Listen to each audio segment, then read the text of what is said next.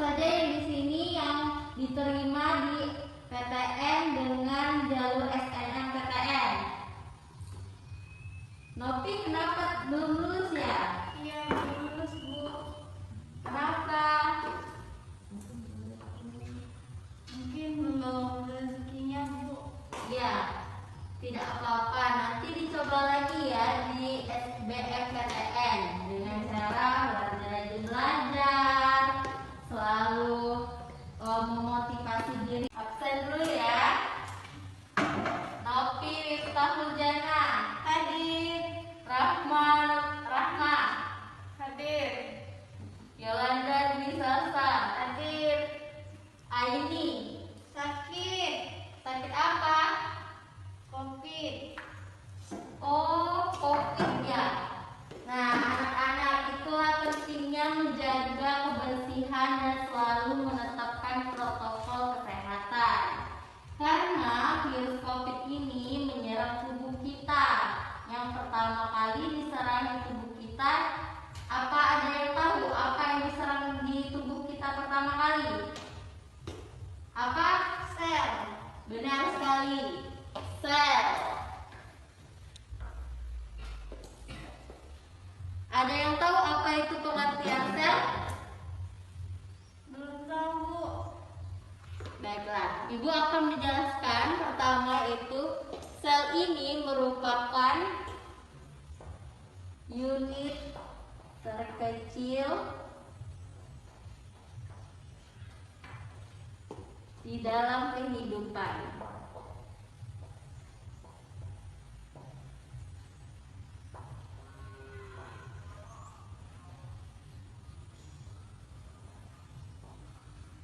Dia ini membentuk struktur tubuh kita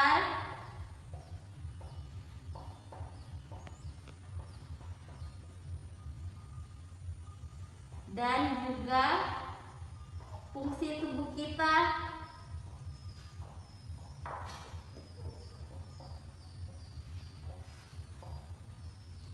semuanya dibentuk pertama kali oleh sel. Oleh karena itu, sel ini berdasarkan penyusunnya, sel itu terbagi menjadi dua. Yang pertama ini ada sel uniseluler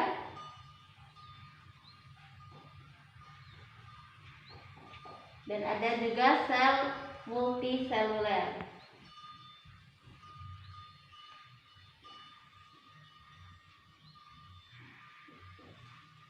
Apakah ada yang pernah membaca itu apa pengertian dari uniseluler dan multiseluler? Belum tahu semua ya? Belum. Uniseluler yaitu berasal dari kata uni yang artinya satu. Jadi selnya itu disusun oleh satu sel. Dan multiseluler berasal dari kata multi yang berarti banyak. Seluler, sel. Sel ada yang disusun dari banyak sel dan juga satu sel. Sel ini pertama kali ditemukan oleh Robert Koch pada tahun 1665. Dia pertama kali menemukannya di irisan gabus. Kemudian dia melihatkan di mikroskop itu sel ini berbentuk seperti ruangan-ruangan.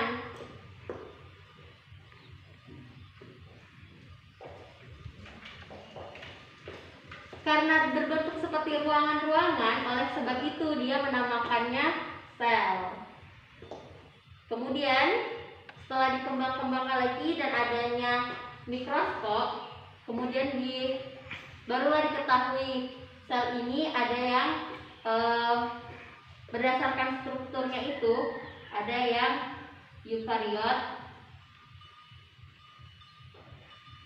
dan prokariot.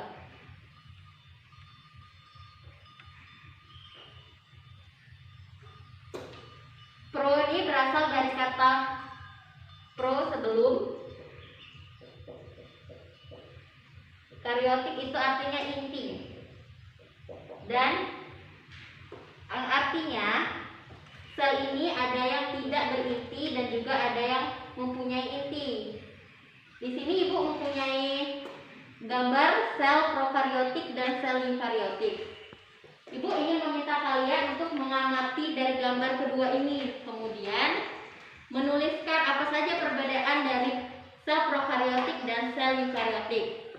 Baiklah, Ibu akan memberikan kalian waktu 5 menit untuk menganalisis apa perbedaannya, kemudian maju satu persatu ya. Anak-anak, tadi kan sudah Ibu jelaskan. Sekarang siapa yang ingin mengisi tabel perbedaan sel prokariot dan eukariot? Silakan tulis tangan. Saya, Bu. Ya, Yolan, silakan.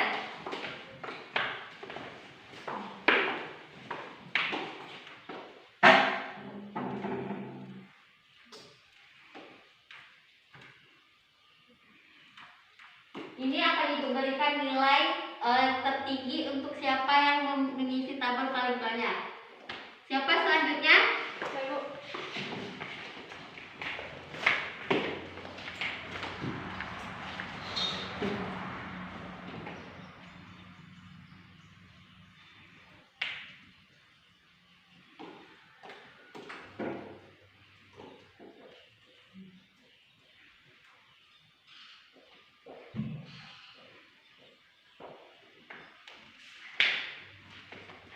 Siapa lagi selanjutnya yang ingin mengisi tabel? Saya, Bu.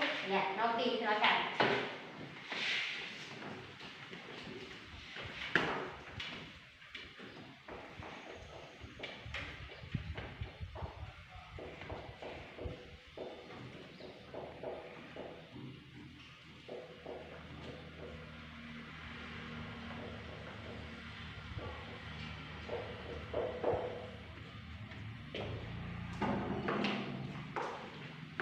Yolan mengisi 2, Rahma 3, dan Novi ada 4 soal yang dijawab. Untuk kali ini nilai apa Ibu berikan kepada Novi?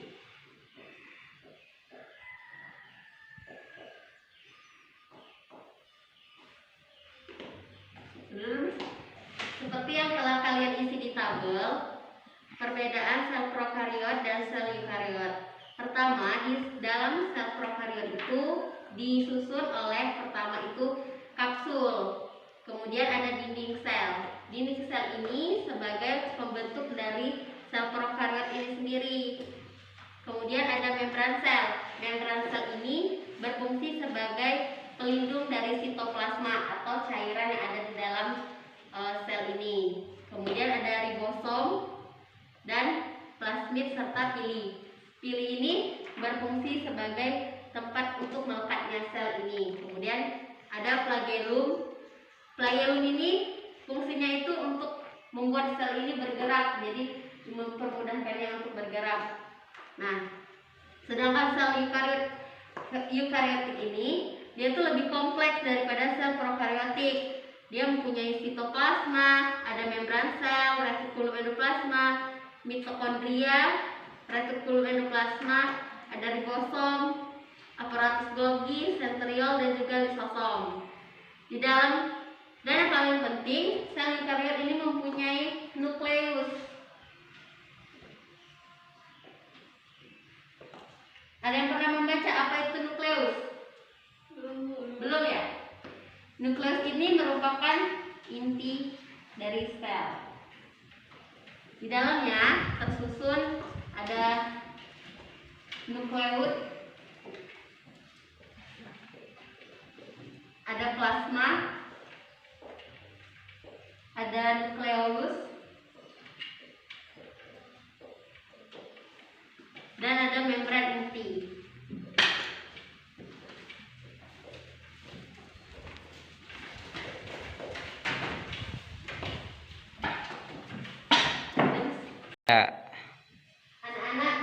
kalian sel tumbuhan dan sel hewan itu berbeda atau tidak?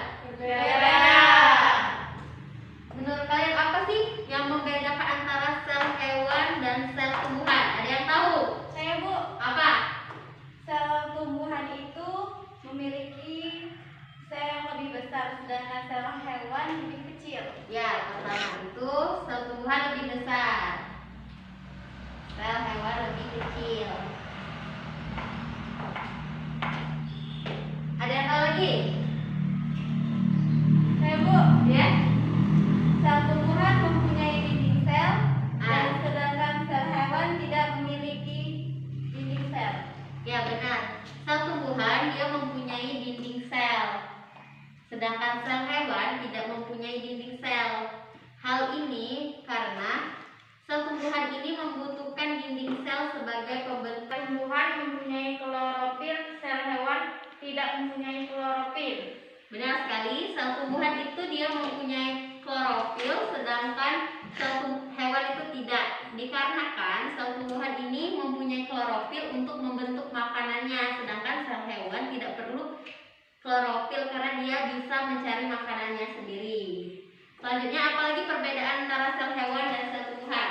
Saya, Bu. Ya, Sel tumbuhan mempunyai vakuola atau rongga sel yang besar, sedangkan sel hewan tidak mempunyai vakuola, walaupun terkadang sel beberapa hewan uniseluler memiliki vakuola, tapi tidak sebesar yang dimiliki tumbuhan.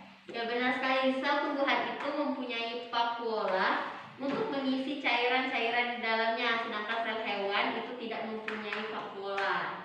Meskipun kadang ada yang mempunyai vakuola.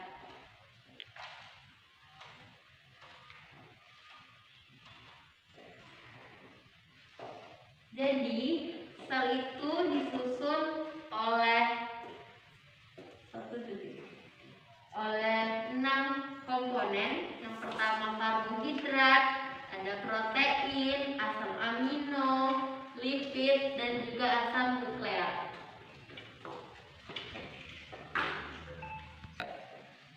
Anak-anak, materi hari ini sudah selesai tentang sel. Kemudian minggu depan akan dilanjutkan lagi materi yang lain. Jangan lupa pelajari materi untuk minggu depan. Kemudian ibu akan memberikan tugas untuk kalian. Silakan buka halaman 5.